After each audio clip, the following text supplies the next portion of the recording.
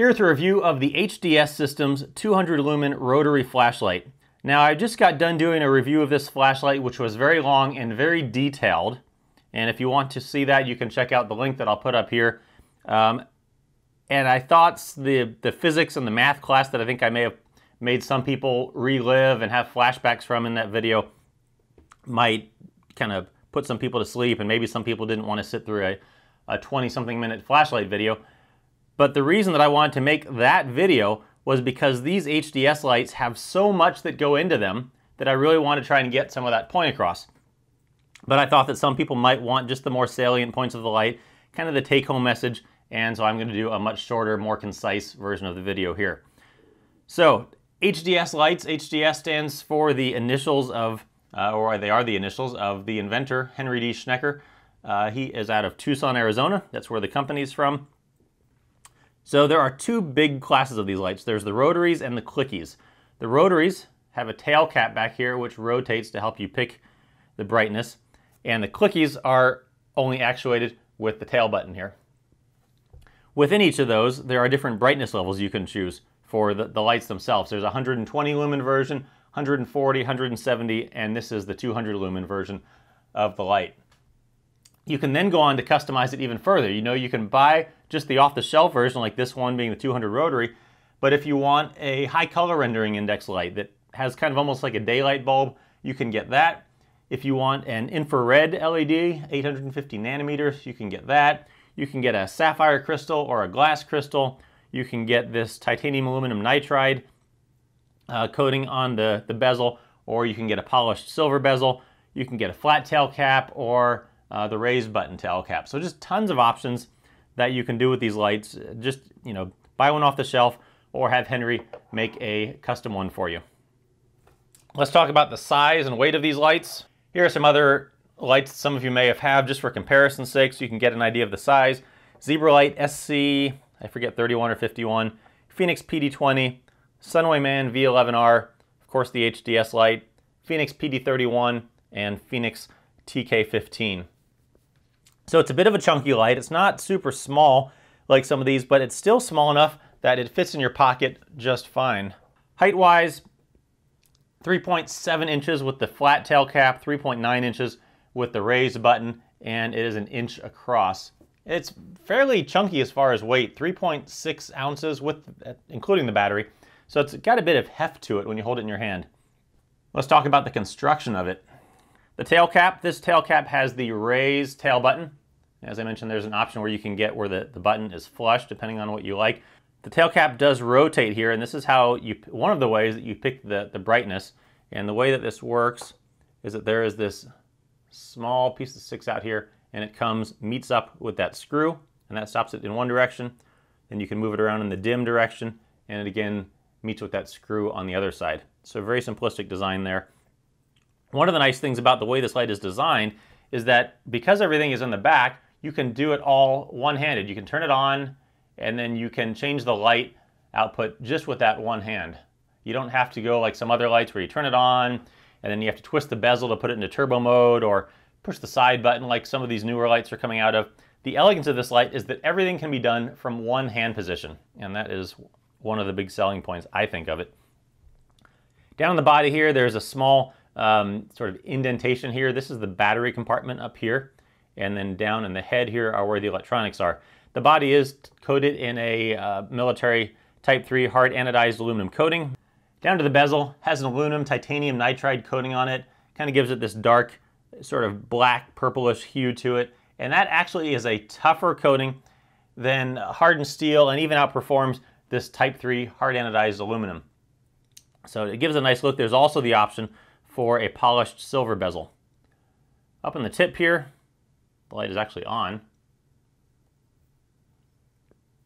Tip there, you can see the bezel is crenellated, which is useful both if you needed to use it as a striking type weapon, I suppose, or if it's on, you can see that it's on when you set it down.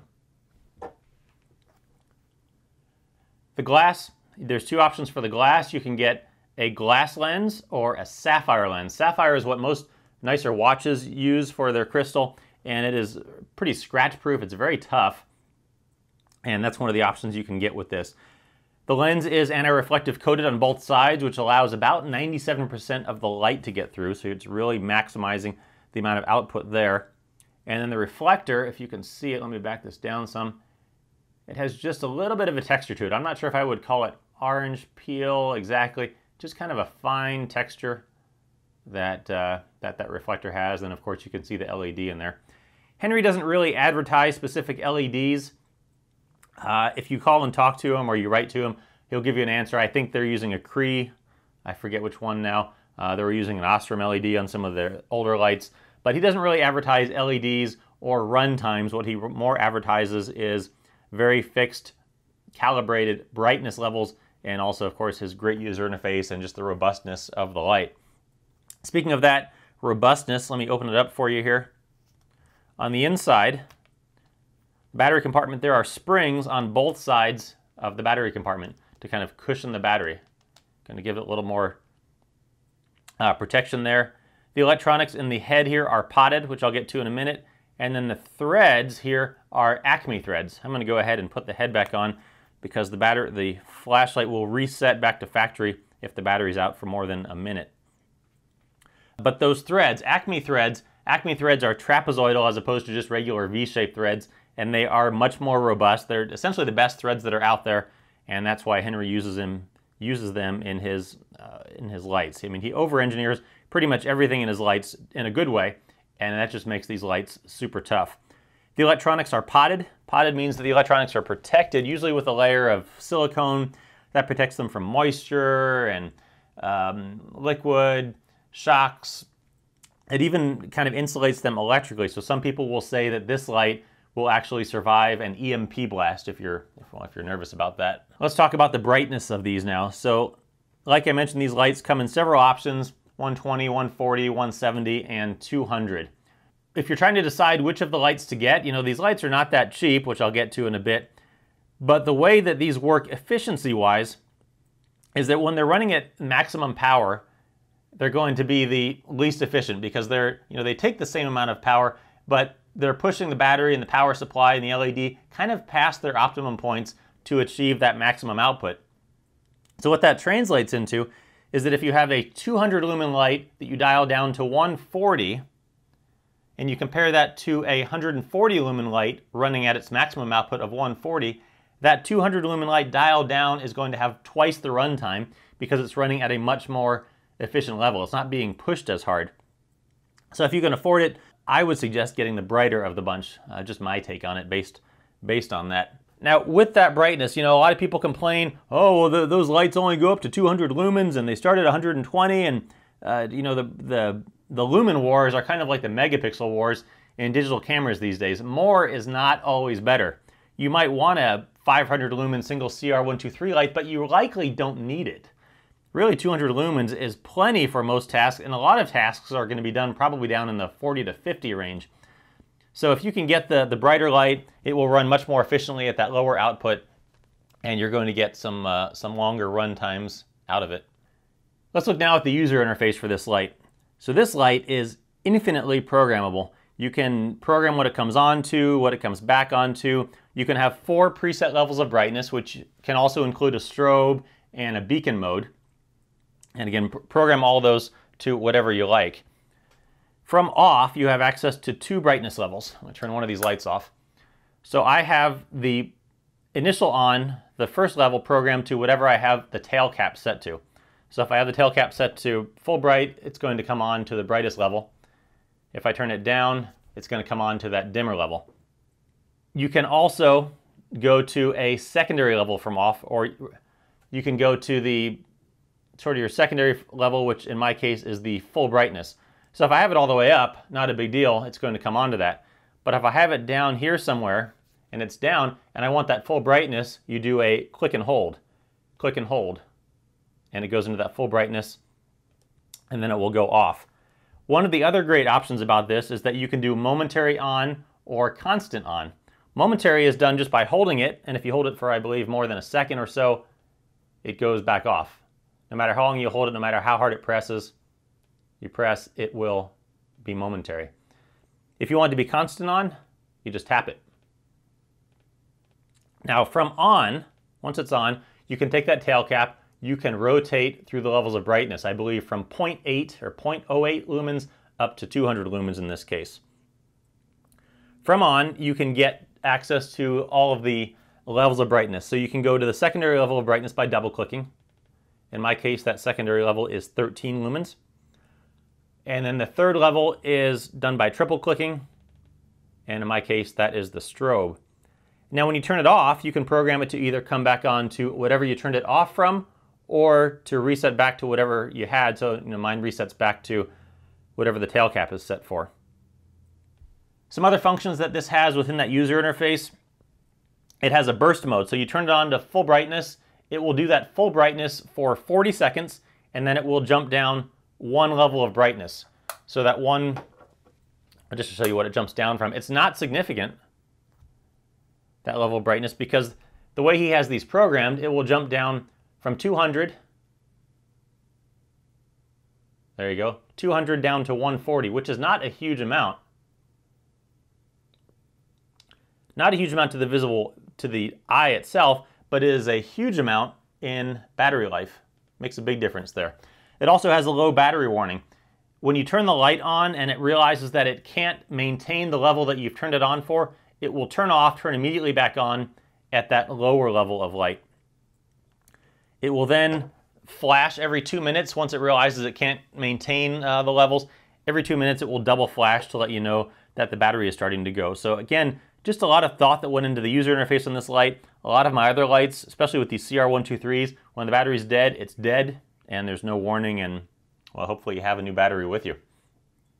Value of this light, so it's not a cheap light. The 120 lumen version starts, or well, retails for $99. The 200 lumen version of this light is $199. So it's not cheap, and I had a hard time swallowing that. And you could say, okay, well, but I can get this 190 lumen Phoenix PD20 for $60, and it will do just fine for me. And it probably will for most cases, but you are not going to get nearly the functionality that you are going to get out of this HDS light. The programmable features, the robustness, just all the thought that went into this. I'm not sure if that thought level went into some of these other lights, into the manufacturing of them. So is it worth the $200 for this? I would argue that if you can get over the price, it is. The people on the forums that talk about these lights, in the threads that people post and say, what's the deal with these HDS lights? Why is it worth it? And everyone that responds says, man, you're just not going to understand it until you get one. And I kind of see that. And a lot of people that have bought one of these lights, well, first they'll buy 3 or 4 of them for some reason. They'll buy a rotary and a clicky and an HCRI, several options. But what a lot of people say is once you get one of these, they don't see a lot of need to get a lot of other lights because this light is just so all-encompassing with everything you get for it. So it may kind of save you money in the long run because it may stop you from buying a bunch of additional lights. So I think it is a great value for the money, and it is going to be more expensive because of everything that goes into it.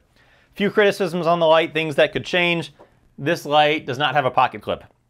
The clickies have a pocket clip. It goes up under the tail cap here, but because the rotary rotates, there's no good way apparently right now to get that under there.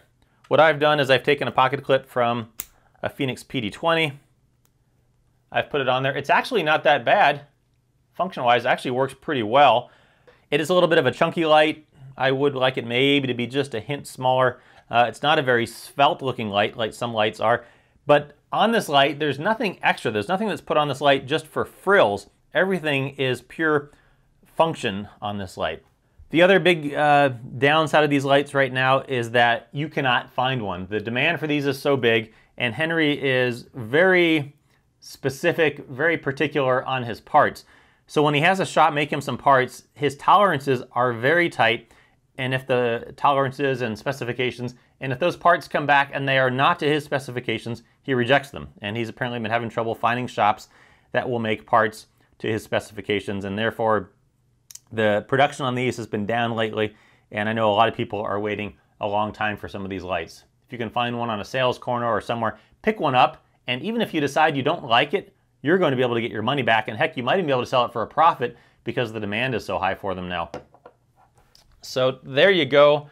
Quick rundown of the HDS Systems 200 rotary light. It is a fantastic light for the money. Tons of options, tons of features, very robust. Check one out and pick one up if you are fortunate enough to find one.